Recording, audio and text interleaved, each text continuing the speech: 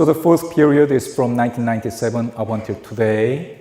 And talking about the Korean economy in 1997, then I think it already developed itself into a quote-unquote mature economy. So much so that Korea thought, well, 1996, we thought, well, we grew sufficiently to seek membership with the OECD. That's how we joined the OECD.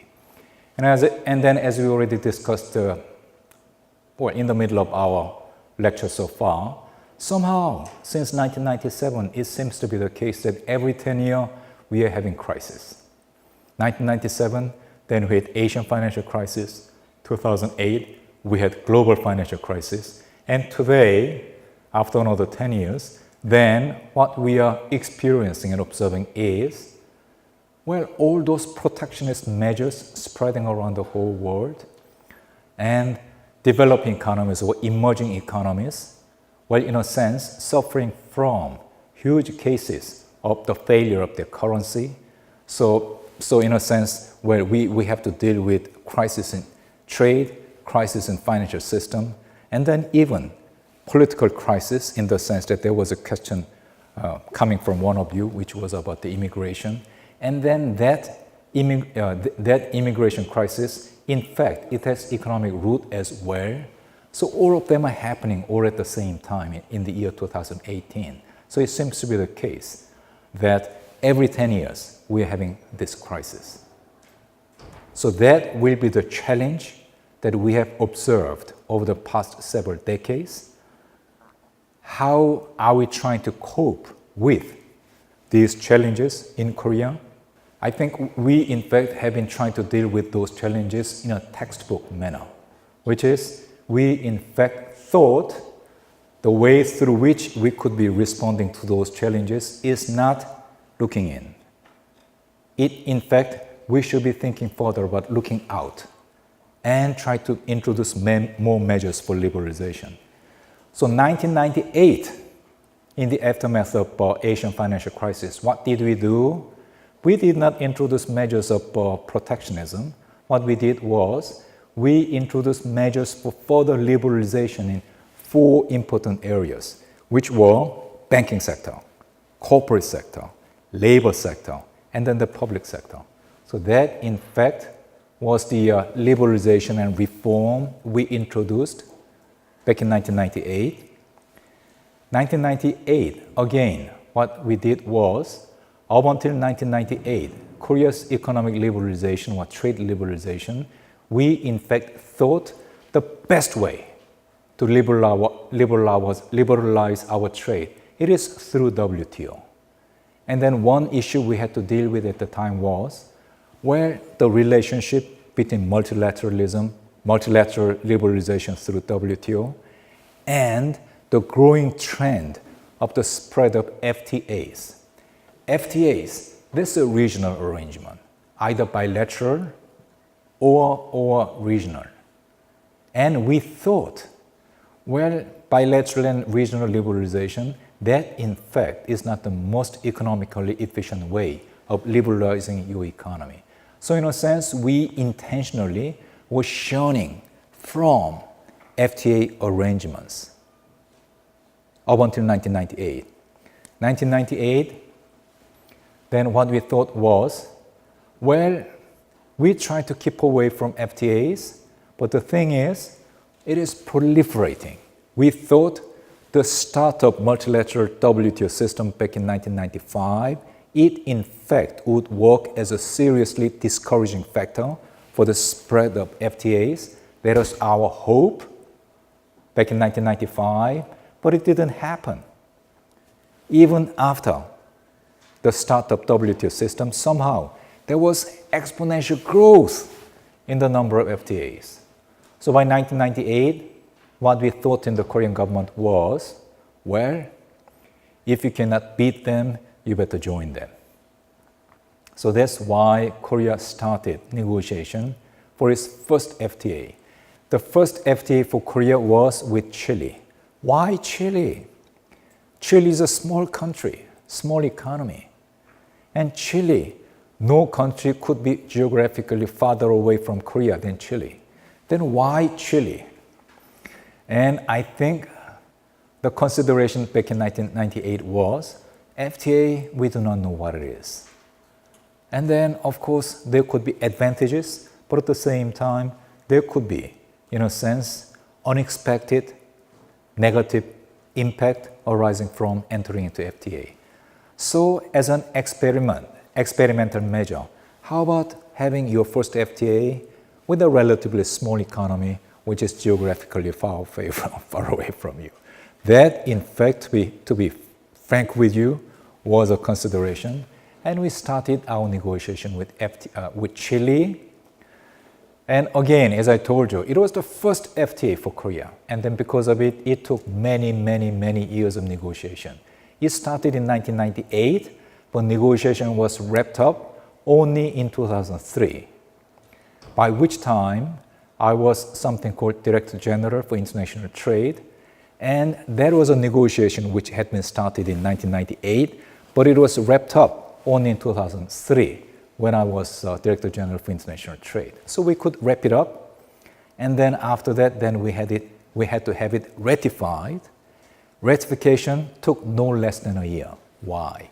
Because members of parliament, they didn't know what FTA was.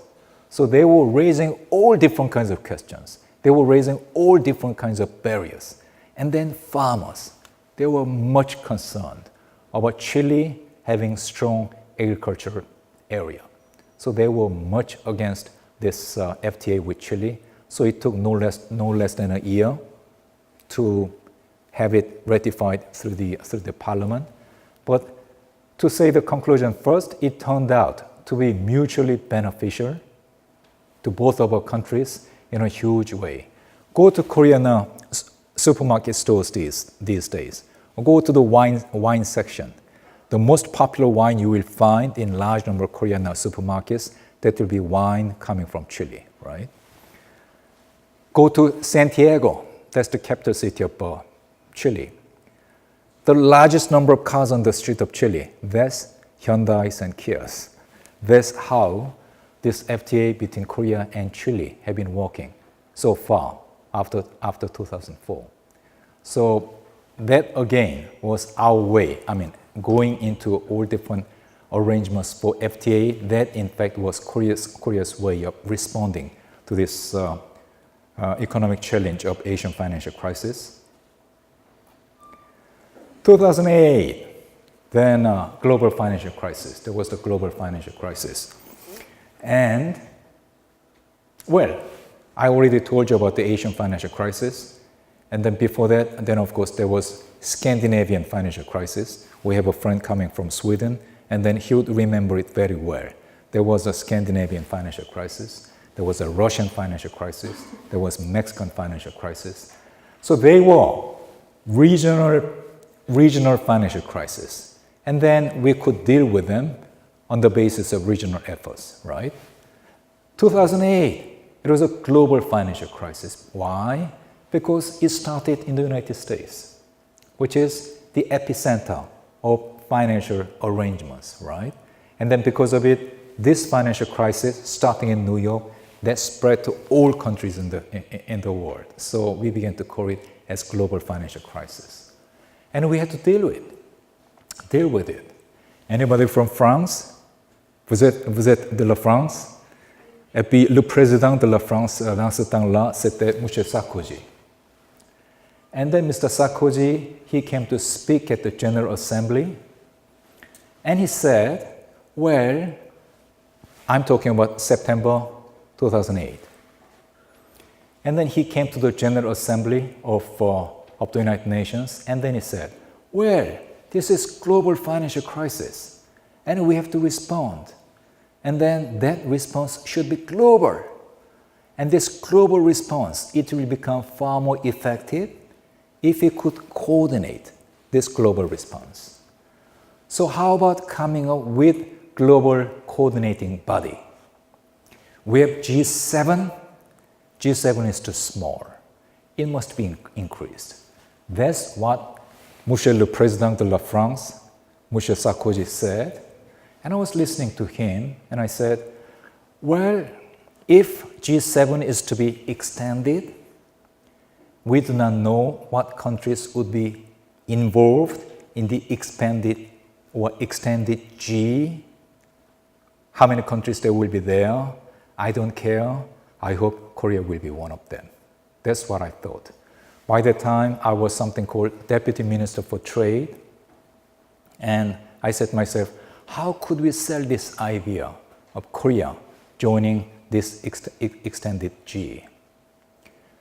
Fortunately, there was something called G20 Finance Ministers Meeting. Because at the time, how to replace or how to extend G7, there were all different kinds of ideas. There was idea about G13, there was idea about G16, there was idea about G18, there was about G20. And for Korea, the only option was G20. Why? Because, that was the only grouping in which Korea was a member. So I said to myself, for Korea, we have no other option. We must sell this idea of G20. And what did I do? As I already said, fortunately, at the time, we had something called G20 Finance Ministers Meeting. So what I said was this, which is that, we don't have to invent a new vehicle. We already have G20 Finance Ministers Meeting. The only thing we have to do is, in a sense, elevate this ministerial meeting. At the time, it was a finance ministers meeting. So what I said was that, the only thing we have to do is to elevate this ministerial meeting to head of government meeting. That way, we can avoid all this controversy about which country is in, which country is out. And then if we have to do it 13, 16, 18, then we cannot but avoid having this unnecessary controversy, which in fact will make us lose time. This is no time to be losing time, in the sense that there is a house burning, we must quench this fire, and then in order to do it, we must come up quickly with this expanded G system. So we already have a vehicle, G20, so why don't you use it? That's what happened. So the whole international community agreed upon G20, and what did Korea wanted to do through this G20 system? We in fact wanted G20, newly established G20, to play a role to further liberalize international economic system. So what we did was, at the time, the cause of the financial crisis, it was considered the proximate cause of the financial crisis. It was thought as a failure of prudential regulation of banking. And then, as a matter of fact, that was a proximate cause. But at the same time, it was a widely held view that there is an even more important structural cause of the financial crisis of 2008, which is imbalance. We already talked about polarization, and then when you talked about polarization, it was in the context of domestic economy, but at the same time, this imbalance, in fact, was an issue in the global context as well. And then what I mean by that is this, which is that there is huge gap in the economic growth rate. Some economies are growing fast, some economies are stagnating, so there is a huge gap in economic growth rate. But at the same time, there is another very important gap, globally speaking, which is deficit, debts. Debt in budget, debt in national debt. And then what it means is, if you have huge debt, either in your budget or in the national debt, then it binds you from taking stimulative and proactive measures to stimulate your economy. So that's another gap in growth rate, gap in say your in a sense financial asset for the government. So that in fact was another huge gap. So what we thought was, how to deal with this structural gap, global structural gap in the economy. And we came up with various different ideas to try. You cannot do too much about closing the gap, but at the same time, at the very least, you could be taking several measures to, in a sense, mitigate the negative impact of this gap in the world economy. That's what we try to do through the G20 process. Another thing we tried to do was how to keep protectionism at bay. Because, well, historically speaking, at the time of economic difficulties, what always happened was protectionism coming up. So there were two things that we wanted to do through the G20 process. And, well, luckily enough, Korea, in fact, could host one of the G20 summit meetings back in 2010. And then again, through that, presidency of G20 in 2010, we just wanted the G20 to take meaningful measures in that direction. That is to say, to close the gap in say, economy around the world, and to take meaningful measures against protectionism.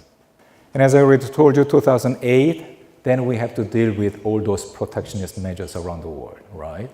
And then those protectionist measures, in a sense, complicated by the issue of immigration, complicated by the spread of terrorism, and then all of them are in fact translating them into ultra-nationalist and ultra-right political movements as well.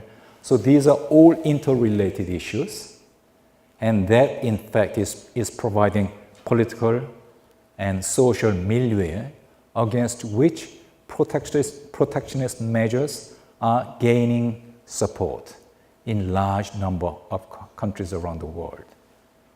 But even more worrisome is a phenomenon, which is where there was something called global liberal order, and then one pillar of global liberal order in my mind was the rule of law, in a sense promoted and maintained through the GATT and WTO system in the area of trading goods and services. But that rule of law is being seriously challenged, and what would be the outcome of all of this?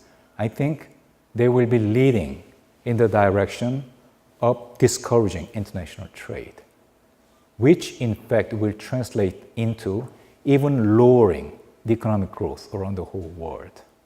And that in fact will be the repeat of what we experienced in 19th century as well as immediately after World War I, which was beggar thy neighbor policy. And that, I think, is something we should be seriously concerned about. And that is the reason why I keep on saying we, in fact, must meet these challenges of the 21st century through rule of law and through further liberalization. Protectionism and then giving up of global liberal order, that, in fact, cannot be an answer. So that, in fact, is for the fourth period, which leads me to a summary of our class today, or lecture today. So as you can see, the first period, it was from 48 to 60. Challenge was poverty, and how did we try to deal with it? Through aid and through self-help, right? Second period, from 61 to 79, what was the challenge? Shortage of everything, shortage of capital, technology, resources, etc., etc. How did we try to respond to it? Through exported-oriented industrialization. Third period, from 80 to 1997, then what was the challenge? Challenges, external challenges and domestic challenges arising from success. And then how did we try to deal with that challenge? Through liberalization. And then I told you it was the golden age of liberalization in Korea's economic policy. Fourth period, 97 and onwards, that's of course the period we are living through. What is the challenge? Well, successive crisis, and then successive crisis, which in fact is pushing large number of countries in the world to take the road of protectionism, to take the road of taking, say, measures for political expediency. But we do not think that is the way to go. So for the shortage of better word, I just defined it as integrity. What we need in this time of difficulty is integrity.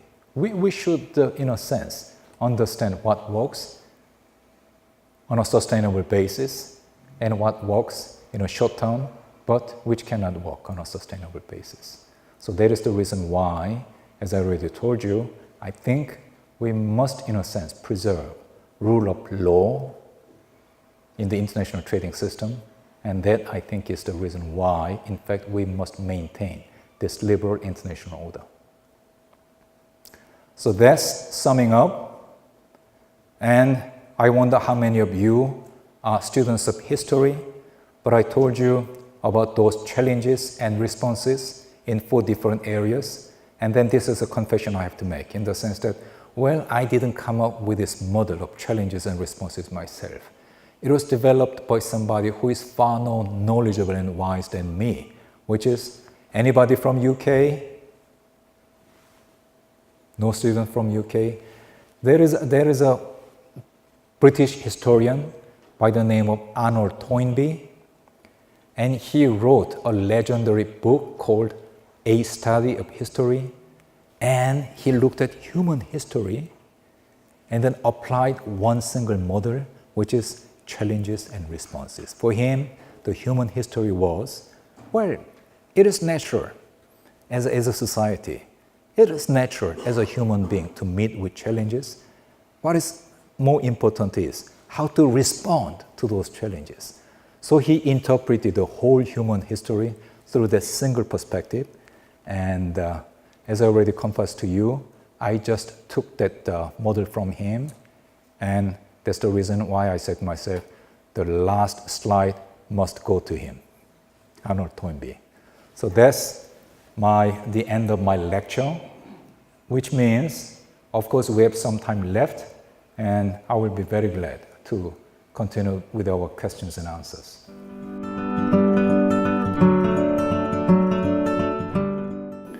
Well, what I think about French political developments these days is this, which is that, well, these days we in fact are concerned about extreme right and extreme left, right? And then that's something we are concerned about as we observe political developments in Western Europe as well as in other parts of the world. And Macron, he was elected on a platform, and during the campaign, what he said was the extreme center, isn't it? Monsieur Macron, the whole idea of his political campaign was extreme center. And in a sense, it sounds rather, in a sense, strange, isn't it?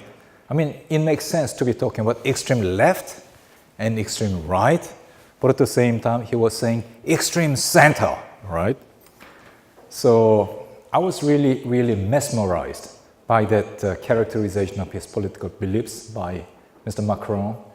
And then what I think is very impressive is that, well, his ideas, in fact, from time to time, runs into much difficulty in French political environment. But somehow, he seems to be very brave and courageous in the sense that, well, irrespective of all those challenges, he doesn't seem to easily giving up what he believes in. So that, I think, is the reason why I don't have a vote in French system, but at the same time, I have this deep respect for what he does as a politician.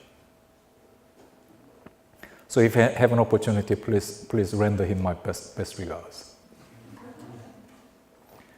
Any other comments? Well, maybe student coming from Sweden, you may be able to say something about say, political developments in Sweden as well, in the context of what we have just discussed. There was a general election recently in Sweden, right? So you must have had a certain observation. Of course, there's a lot of observations within the election now, yeah. Yeah, so I guess maybe you could share some of your observation with the class. What to say about this? Okay, so for the ones who's not interested in Swedish politics, we actually had an election now in September. And looking at the situation right now, you could actually see the movements in Sweden as well within the perspective of the very extreme rights that is developing, and that I would say has to do a lot with the immigration problems that we've had throughout the years now since, Sweden has been taking in about 1 million refugees coming to Sweden now since 2015, and that has been a challenge for us, and I guess we're at the response part now to form our way.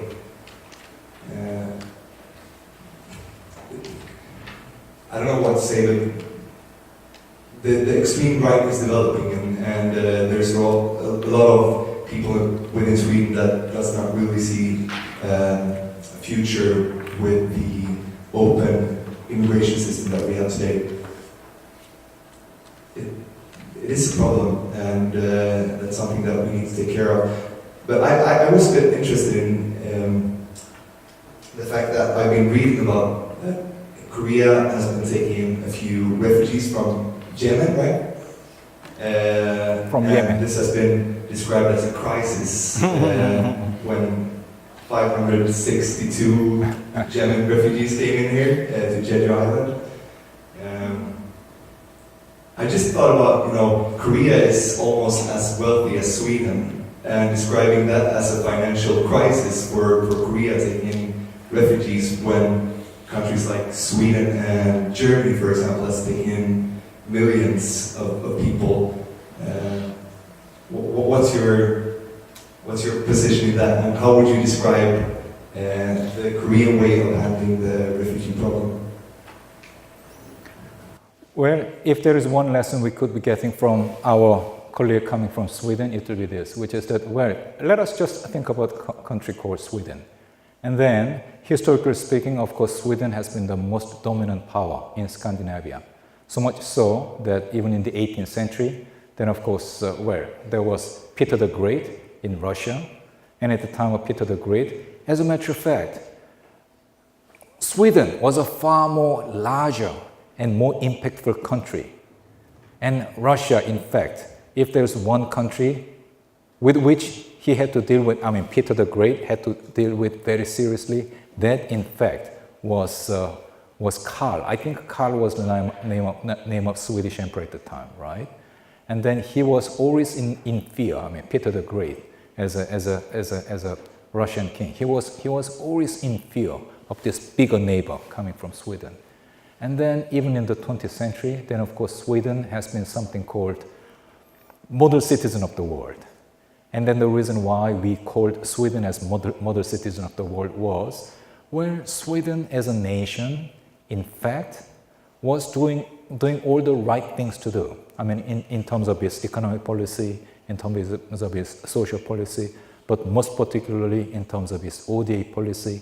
In fact, it was doing all the things which in fact went in the way of further promoting peace and stability and prosperity around the whole world.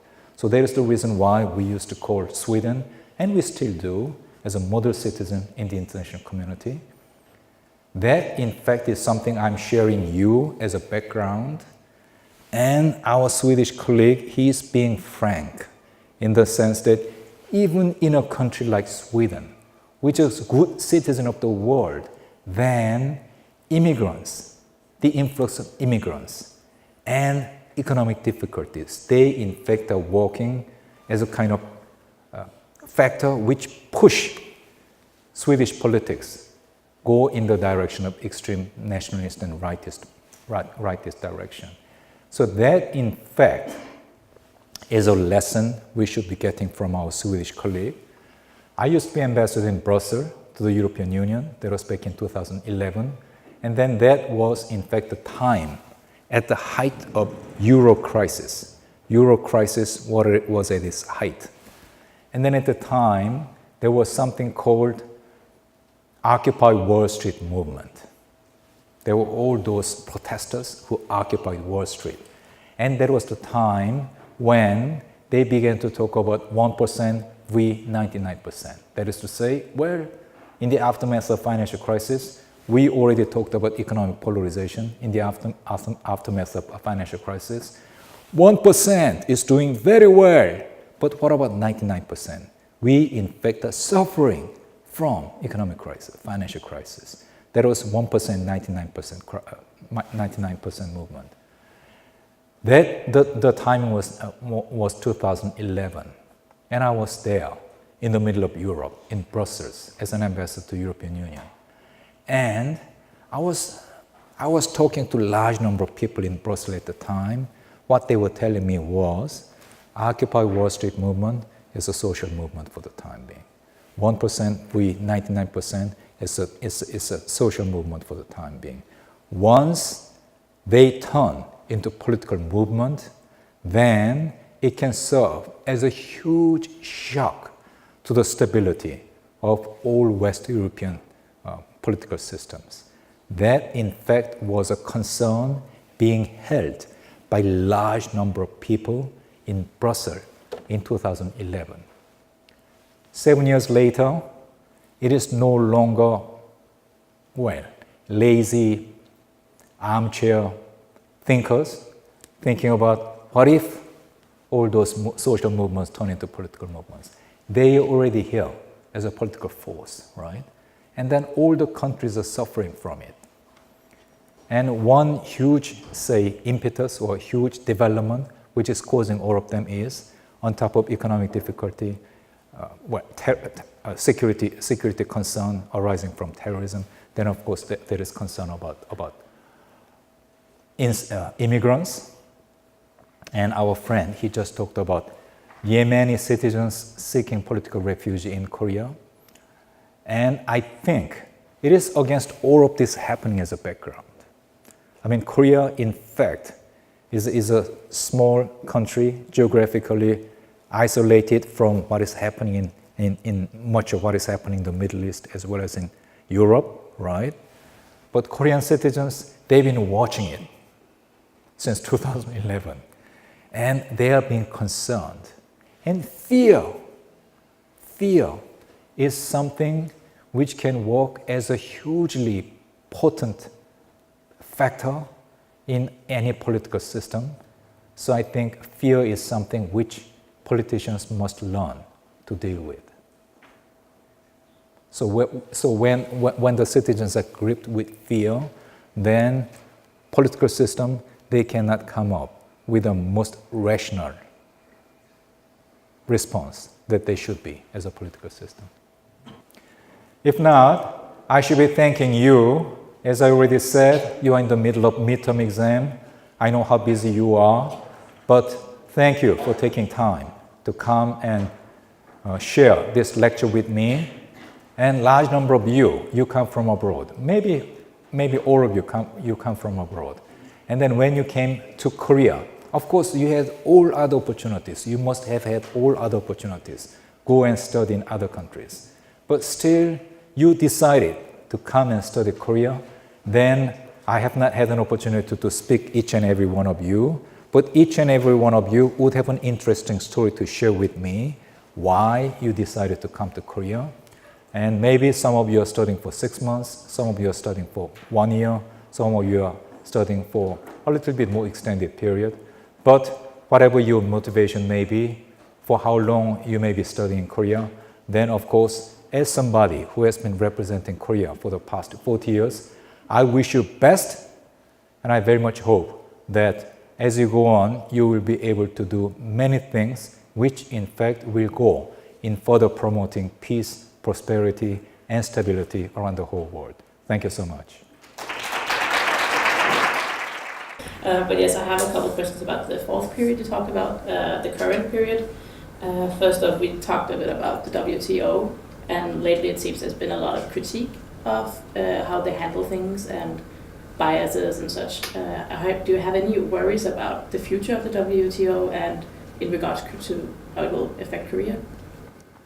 Well, I think this is something we already discussed in the lecture, which is, let us just, think about the history of GATT. I mean, before WTO, then of course there was GATT. Well, when GATT started back in 1948, it was not perfect, right?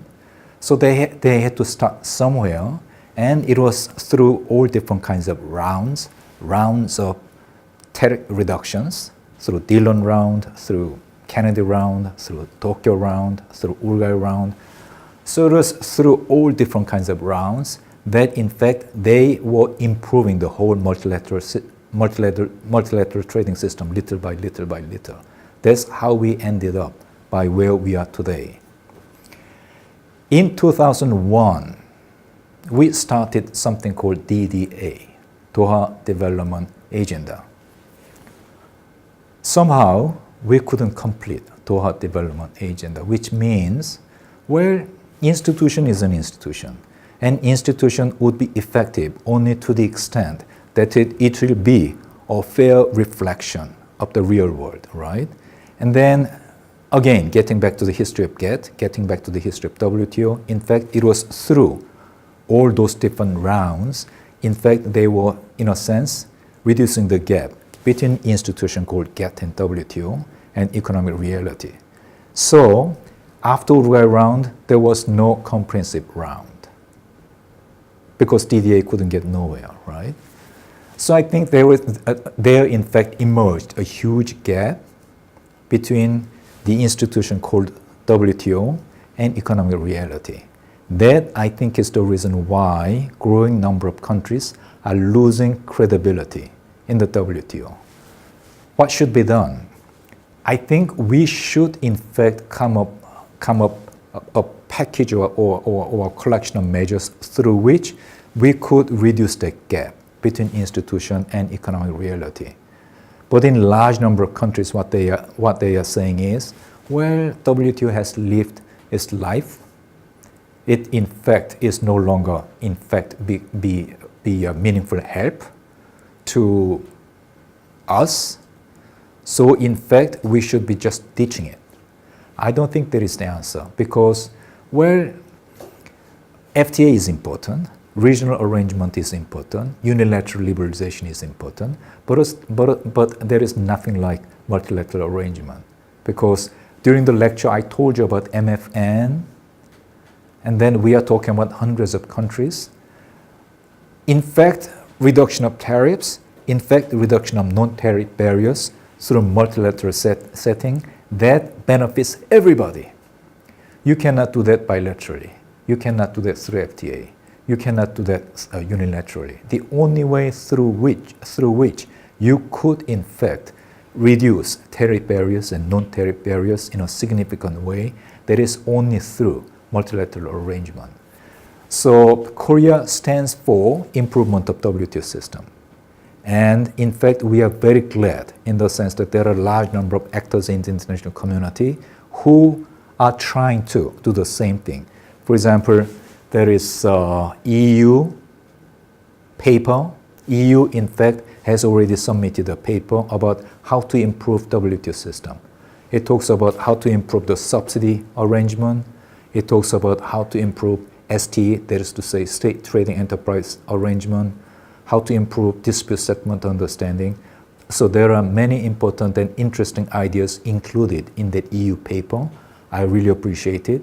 And at the same time, there are other countries who in fact are coming up with initiative so that like-minded countries could get together and then think about how we could be improving the multilateral trading system.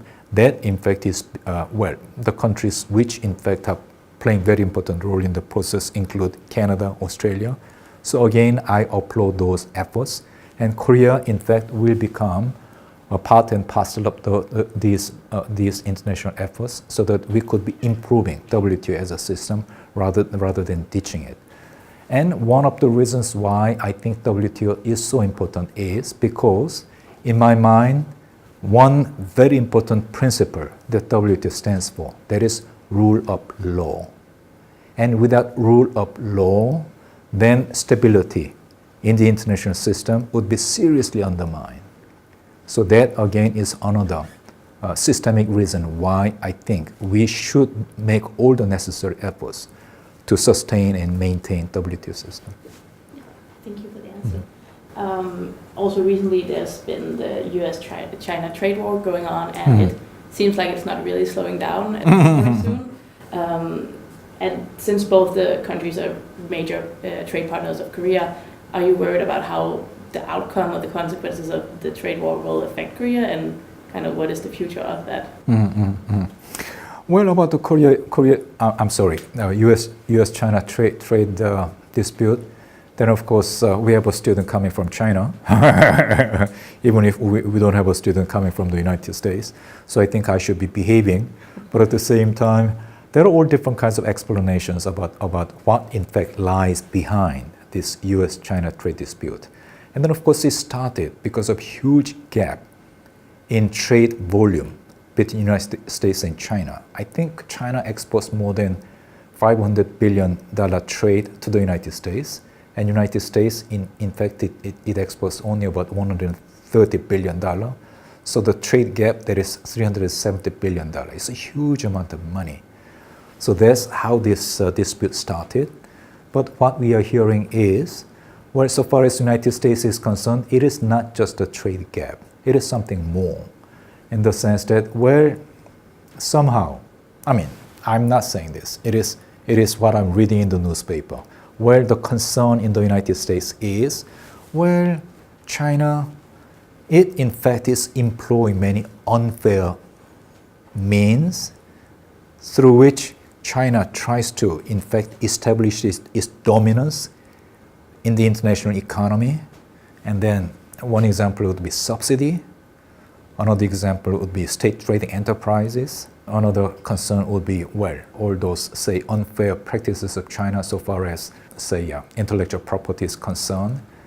So that, in fact, I mean, all these unfair, say, measures being taken by China in order to establish its economic advantage, that in fact is the, well, concern lying behind this dispute between the United States and China. And these days, they even talk about something called Thucydides trap. And then the Thucydides trap is something which, well, Harvard professor Graham Allison has been talking about, in the sense that when there is holding power, United States, and then when there is a rising power, China, and then between holding power and rising power, then historically the relationship was not always easy. So that's what Graham Allison talks about, talk about Thucydides trap. So they say it is whole bunch of these factors lying behind US-China dispute. And then because of it, had it been the case that it is just tariffs, then it may have been easier. But it is not just tariffs. It is, well, in a sense, package of unfair practices. It, in fact, is a strategic well, relationship between United States and China. So it is because of all of it that, in fact, it may not be easy to put an early end to the trade dispute between United States and China. But at the same time, there will be certain fallout, short-term economic fallout for Korea. And that, in fact, is something which Korean, say, industries are busy in trying to understand and then how to adapt themselves against. But at the same time, I think there is a systemic interest as well. And then the systemic interest will be, well, short-term business interest that, in fact, could be entrusted to the private sector. But at the same time, when it comes to systemic impact, then of course there's something which governments should be more seriously concerned about. And then let me go back once again to the importance of rule of law. One serious contribution which has been made by the WTO for the past several decades, that in fact has been providing the tool for settling disputes in a rule-based manner. And then we always say in the international community, it is far better to have rule of law rather than rule of power. And well, of course, United States and China, they in fact, for the time being, are the two largest economies in the whole world. And I think when powerful countries subscribe to rule of law rather than rule of power, of course, they can make huge contribution to stabilizing the international system, not only trading system, but international system in general. So I very much hope that we will go that way. Rule of law. Thank you. I think that wraps up my questions as well. Thank you.